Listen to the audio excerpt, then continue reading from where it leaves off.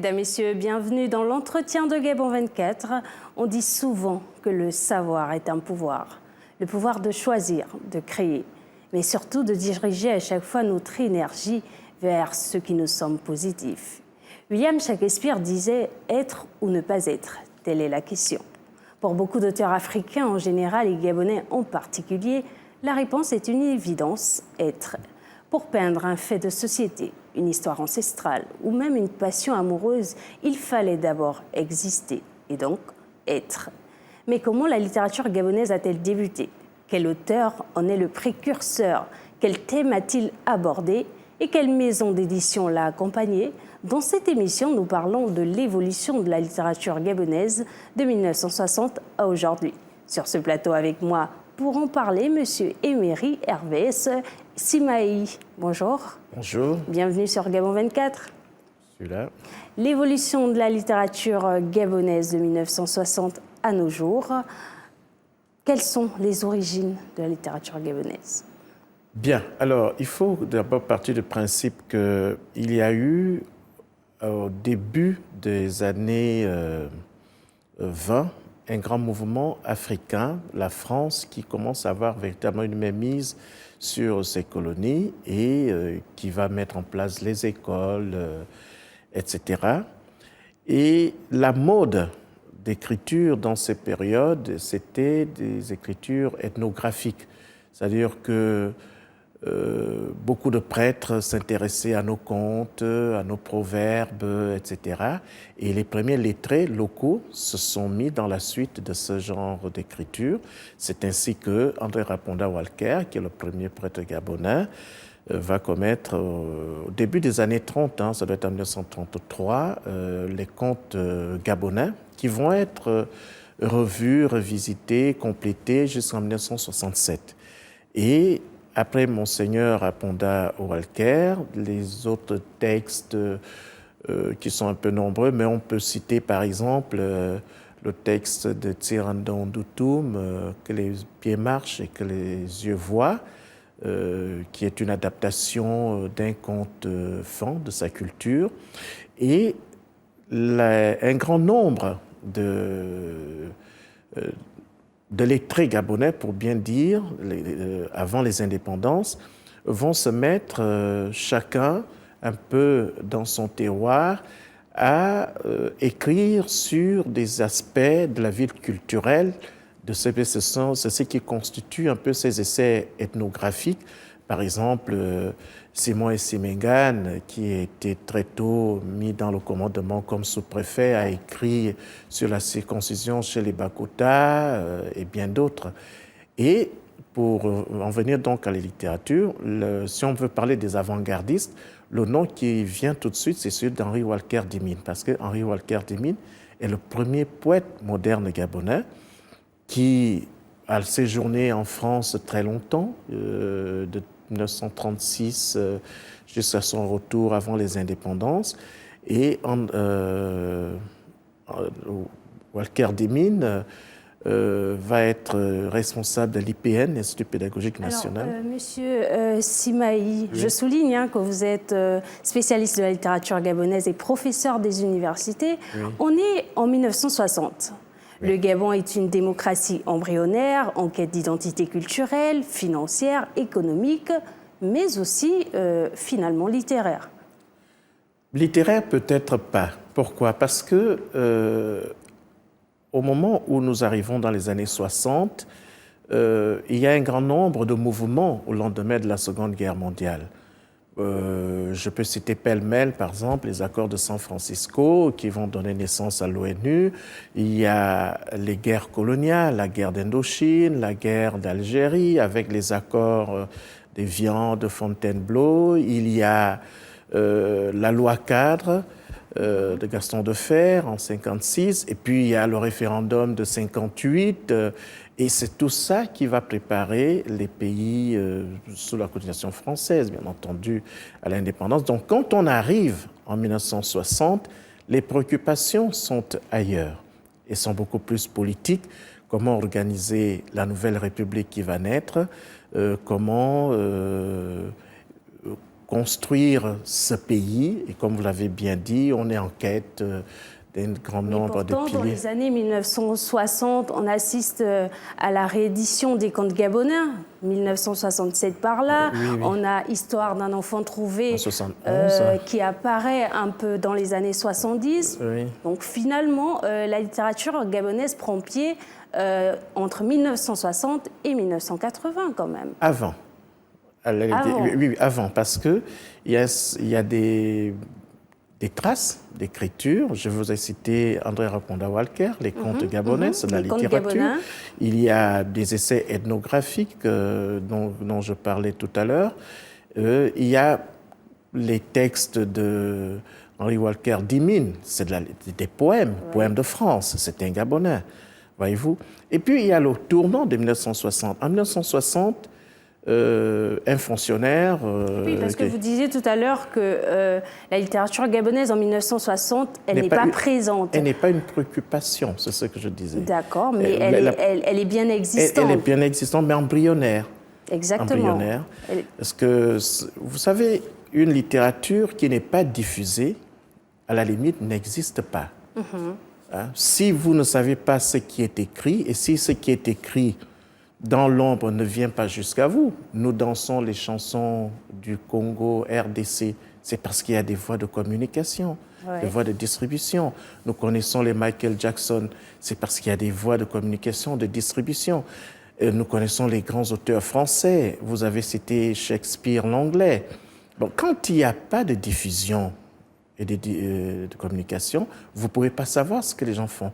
Et c'était ça le grand problème du Gabon au moment où nous arrivons aux indépendances, parce que nos écrits, les écrits des Gabonais ne sont pas diffusés correctement.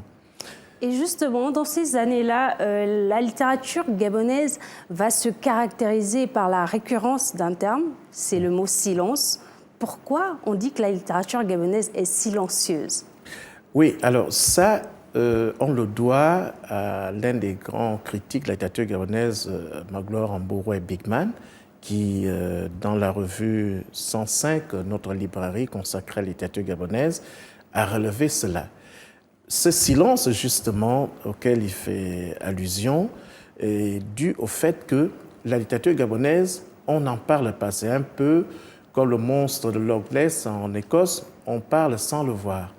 On va parler des auteurs gabonais, mais qui sont-ils? On va parler des œuvres gabonaises qu'on ne rencontre ni dans les rayons des librairies, ni tout ailleurs. Et l'école gabonaise elle-même ne donne pas la place qu'il faut aux auteurs gabonais, aux livres gabonais, dans ses programmes scolaires. Et cela, jusqu'à une date récente, c'est ce que nous avons vécu dans nos écoles. D'accord. Alors, le Gabon a désormais une voix, une plume. Elle compte parmi la littérature africaine contemporaine. Et puis, on arrive en 1990, cette année qui est marquée par la conférence nationale, un événement qui, je le rappelle, avait pour but d'instaurer le retour du multipartisme et le respect des libertés fondamentales. Est-ce que ce tournant politique a aussi servi, finalement, à la littérature gabonaise ? Effectivement, mais permettez, parce qu'on ne peut pas taire quand même quelque chose qui s'est fait. Alors, nous avons, dans les années 60, Paul-Vincent Puna, qui était un grand diplomate, il a séjourné aux États-Unis, qui va commettre en 67 une œuvre, Concept gabonais, qui est un mélange de théâtre, de poésie et d'essai, n'est-ce pas? C'est cet ouvrage qui va réellement annoncer la venue du roman. Et puis quand on arrive en 70, un jeune inspecteur de l'éducation nationale, Tirandon Doutoum, auquel je faisais allusion, va faire connaître au monde l'Umvet. C'est le premier tome d'Umvet qui va publier aux éditions Présence africaine. Et un couple français, Paul et Paul de Wolf, va également s'intéresser au Umvet et va traduire un Umvet de Zuingema. Et c'est en 71 qu'un jeune enseignant d'anglais, de l'enseignement privé protestant, Robert Zotumba, va commettre le premier roman gabonais aux éditions Clé, voyez-vous. Et quand on arrive au milieu des années 70, c'est la période où la poésie est fortement dominante en termes de création littéraire, non seulement au Gabon, mais partout en Afrique. Et cette poésie va avoir aussi la chance d'être mise en chanson. Par exemple, Akenenge, que nous connaissons, a beaucoup chanté les poèmes de son ami de Bessieux, Edgar Moudjegou, voyez-vous. Alors, donc, et après 1975, il y a un silence. D'accord. Sans oublier quand même que Joséphine Kama Bongo a écrit un texte, une pièce théâtrale au Bali qui a été adapté porté par un film. Un film, et même au théâtre. Et Albert Bernard Bongo, avant qu'il ne soit converti à l'islam, puisque c'est le nom d'auteur de son ouvrage Le Réconciliateur, est un théâtre qui a été également adapté au cinéma sous le titre Demain, un jour nouveau. Bon, il y a quand même ces créations et en 1974 aussi, deux poètes gabonais. Là, on est dans les années 74-80 70 encore. 70, il ne faut pas taire quand même ce qui s'est fait. Oui, bien sûr. Il y a M. Rahuri, Georges Rahuri, qui publie Chant du Gabon. Il y a Quentin Ben Mongarias dans la même période, 74. Et puis, il y a Okumba Kogé, jeune étudiant en France, qui publie Ronogwe.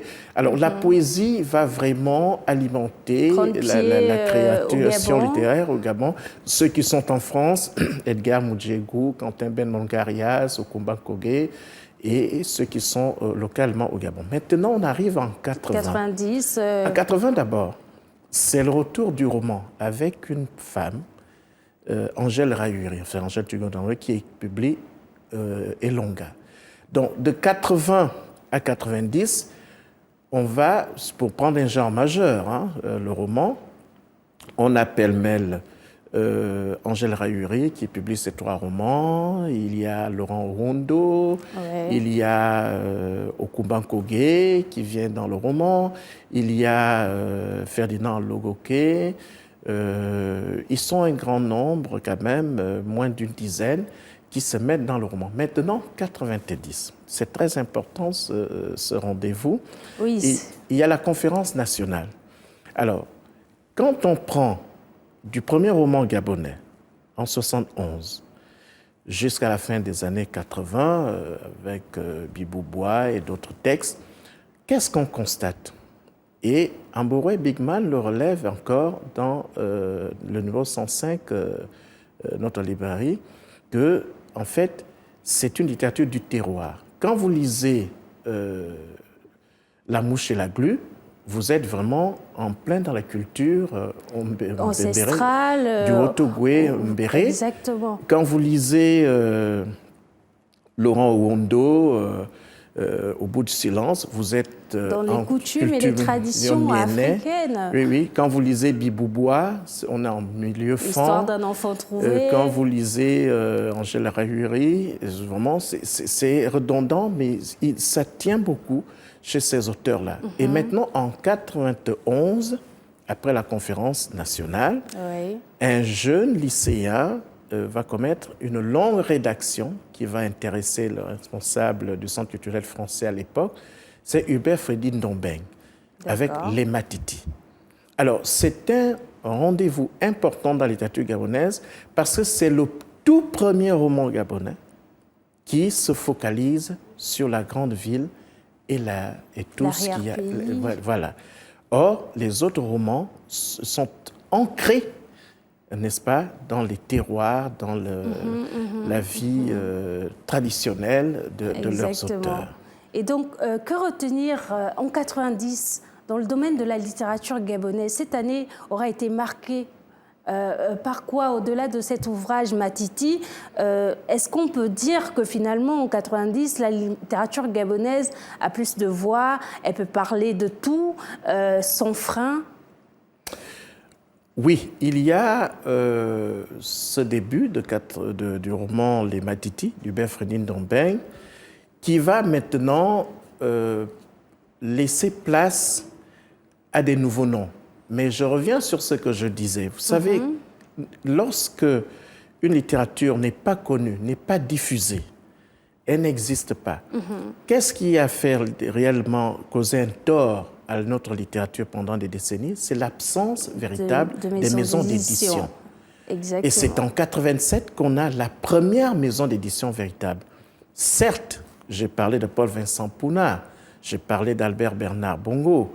Ils ont été publiés par Paul Bory. Paul Bory, je crois qu'il vit encore, c'est un Français qui est au Gabon depuis le temps colonial, qui a créé une maison d'édition, les éditions Paul Bory, dont le siège était à Monaco. Donc, c'était un mécène, hein, il a permis à ceux qui détenaient des manuscrits de pouvoir les publier.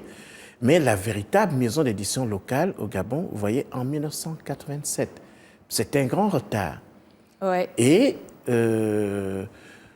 cet avènement de la maison d'édition, qui va voir la naissance d'autres maisons d'édition, va faire en sorte que ceux qui détenaient des manuscrits vont pouvoir les soumettre à l'appréciation de ces maisons d'édition. Et c'est ce qui va nous amener, comme vous le voyez aujourd'hui, avec un grand nombre de noms de plumes. Et justement, vous en parlez dans votre livre La vie littéraire au Gabon.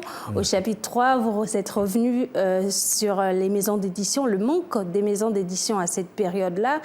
Est-ce qu'elle a également été un frein pour beaucoup d'auteurs qui auraient certainement voulu se lancer dans la littérature? Tout à fait. Parce que la littérature existe parce qu'elle est connue. Ce que j'aime chez les Allemands disent que le livre existe quand il est ouvert, quand il est lu. En fait, c'est le lecteur qui fait la littérature. Donc, quand des ouvrages ne peuvent pas exister physiquement, ils ne peuvent pas être lus, et cette littérature ne peut pas exister. Vous ne pouvez pas garder un manuscrit pendant des décennies, il sera sans doute soit volé, soit vous allez le perdre. Et ce n'est pas tout le monde qui avait la possibilité d'envoyer des manuscrits en France dans les maisons d'édition sans savoir quel sort ça réservé à ces textes. Donc c'est vraiment un tort, un retard que nous avons eu à cause de cette absence de maisons d'édition locales au Gabon. Alors, en 1990, dans les années 90, on a désormais des maisons d'édition qui peuvent éditer les livres gabonais. Et puis, on voit l'apparition de nouveaux genres littéraires, avec des romans policiers, avec des textes plus engagés. De 1990 déjà, de 1960 à 1990, la littérature gabonaise va sortir donc de son silence en 90 pour être une littérature un peu plus existante. Et on arrive en 2009. L'année 2009, année durant laquelle on observe beaucoup de textes engagés, des jeunes littéraires. Finalement, qu'est-ce qui va changer entre les années, même les débuts de la littérature gabonaise et cette année 2009 avec des jeunes littéraires? Bon, ce qui va changer, vous avez parlé des thématiques et des contextes aussi également. Une nouvelle génération qui est là.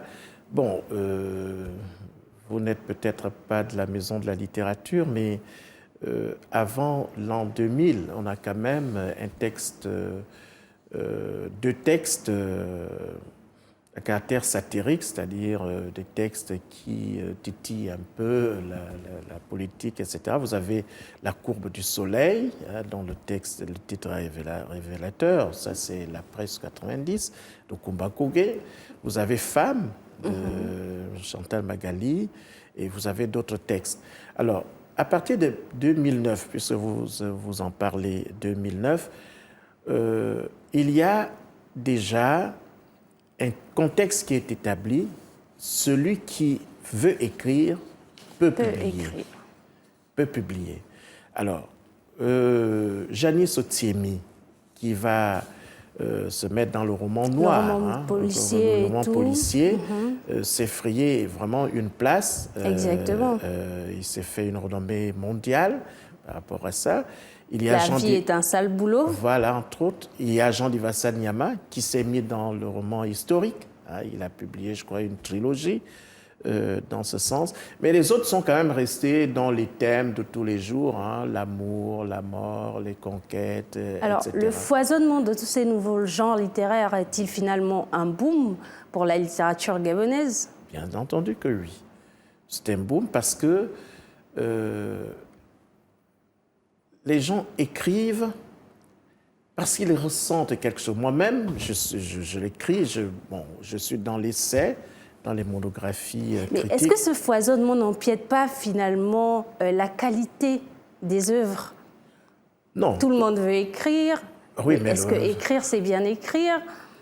Oui, bon, là maintenant, ce sont les maisons d'édition qui vendent leur identité à travers la qualité des textes qu'ils publient. Si une maison d'édition n'a pas un comité de lecture sérieux qui doit apprécier la qualité du texte et donner son OK pour publication, bon, très vite, cet ouvrage ne fera pas bonne route. Permettez une parenthèse, on parle des... Ça, c'est... Au Gabon, nous aimons toujours penser que ce sont les autres qui sont les meilleurs. Les meilleurs écrivains, c'est Alain Mabankou, c'est Calix Beyala, c'est Senghor, c'est les Béninois, c'est X, c'est Y. Non. Je vivais encore au Canada. Je suis allé donner une conférence, je crois que c'était en 93 ou en 94, au nord de Boston, dans le Massachusetts, et j'étais sur les travaux de ma thèse. Dans ma thèse, mon corpus compte 6 romans gabonais, dont La Mouche et la Glu. Alors, quand j'expose mes travaux, à la fin de ma communication, qui avait duré un quart d'heure, j'ai été approché par 2 professeurs de littérature américaine qui m'ont dit « Vous connaissez Okumba Nkogé ?» Je dis « Oui, je connais Okumba Nkogé personnellement. » Ils me disent « Vous savez, le roman La Mouche et la Glu est pour nous le meilleur roman africain des 10 dernières années. » Il n'a pas eu Okumba Nkogé n'a pas eu un prix par rapport à ça. Mais ces mêmes Américains lisent Calix Beyala, lisent Alain Mabankou, lisent tout le monde. Mais c'est le roman d'un Gabonais qui les a captivés. Et pendant 10 ans, ils n'ont pas trouvé en Afrique un autre roman meilleur que La Mouche et la Glu d'Okumba Nkogé. Mais quand on arrive au Gabon, quel sort est réservé aux écrivains gabonais? En termes de visibilité, donc finalement, que peut-on dire aujourd'hui de la littérature gabonaise? Les principaux acteurs ont fait leur tâche. Ils ont écrit, les œuvres sont là. Et j'en parle dans mon dernier ouvrage. La vie littéraire au Gabon. La vie littéraire au Gabon. Le problème que nous avons aujourd'hui, c'est que si vous devriez connaître la littérature gabonaise, ce n'est pas par passion, parce que vous écrivez, c'est parce que vous êtes passé par l'école gabonaise. Si l'école gabonaise ne donne pas la place qu'il faut à notre littérature, à nos auteurs, ça ne sert à rien de parler d'éducation nationale, parlons d'instruction publique, comme c'était auparavant. Parce que dans tous les autres pays, et c'est la France avait un ministère de l'instruction publique. C'est la réforme de Jules Ferry qui a permis le passage de l'instruction publique à l'éducation nationale. Nationale ici, ce qualificatif épithète n'est pas mis là par hasard. On éduque qui? On éduque une nation. Vous pouvez prendre le président Macron en France. Vous pouvez prendre un ingénieur français. Vous pouvez prendre un magistrat français. Il vous parlera de Victor Hugo, de La Fontaine, de Lamartine, des auteurs français. Pourquoi? Parce qu'ils sont passés par l'école française. Mais ce qui n'est pas le cas au Gabon. Il y a des dizaines de générations qui sont passées totalement à côté de la littérature gabonaise parce que l'école gabonaise n'offre pas la place qu'il faut à notre littérature. Exactement. Dans l'espace francophone aujourd'hui, comment vous percevez la place de la littérature gabonaise dans l'espace francophone? Dans l'espace francophone, nous n'avons pas de complexe à avoir. Nous avons des grandes plumes aujourd'hui. Il y a Bessora, il y a Charlie Nefa, il y a Justine Mitza, il y a Ngou Honorine, il y a Eric Joël, il y a Jean-Divassa Nyama, il y a Sylvie Ntsam, pour ne citer que ceux-là qui raffolent des prix.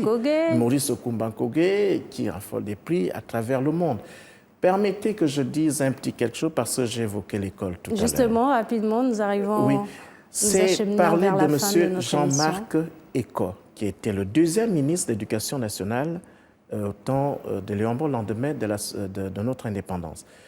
Jean-Marc Ecot, qui n'était que moniteur, lorsqu'il accède au département de l'Éducation nationale, qu'est-ce qu'il fait? Il impose la nationalisation de 2 enseignements, l'histoire et la géographie. Parce que dans les écoles gabonaises, on continue à enseigner la géographie de France et l'histoire de France. Et si nous avons la chance aujourd'hui que nos élèves apprennent l'histoire du Gabon dans nos écoles, la géographie du Gabon dans nos écoles, c'est venu d'un homme, M. Jean-Marc Ecot. Et maintenant, il nous faut, notre littérature doit se joindre à l'histoire du Gabon, à la géographie du Gabon dans nos écoles. Ainsi, nous aurons réglé ce grand problème, ce grand silence de notre littérature dans nos écoles. Merci d'avoir été des nôtres, Monsieur Simaï. Je rappelle que vous êtes spécialiste de la littérature gabonaise et professeur d'école. Un mot de fin, peut-être, avant de nous quitter? Je dirais, en interpellant peut-être les pouvoirs publics, je n'ai pas une délégation pour ça, mais je m'investis dans le champ de la littérature gabonaise pour dire que les principaux acteurs ont fait leur place, je me répète. Nos auteurs ont écrit, nos œuvres sont là, mais il y a des problèmes à régler. Nous demandons que le livre gabonais soit subventionné. Il coûte trop cher, il devient inaccessible. Le livre gabonais, à la limite, n'existe même pas. Dans les programmes scolaires, lorsqu'on dit au programme cette année, il y a la mouche et la glu, vous allez dans les rayons, il n'y en a pas. Donc il faudrait prendre ce problème à bras le corps pour que les pouvoirs publics aident notre littérature à prendre une place non seulement dans nos écoles, mais également dans notre société, comme ça se fait partout ailleurs. Mesdames, Messieurs, c'est ainsi que nous refermons cette émission consacrée à l'évolution de la littérature gabonaise de 1960 à nos jours. Je vous donne rendez-vous pour un prochain numéro sur Gabon 24. À très bientôt.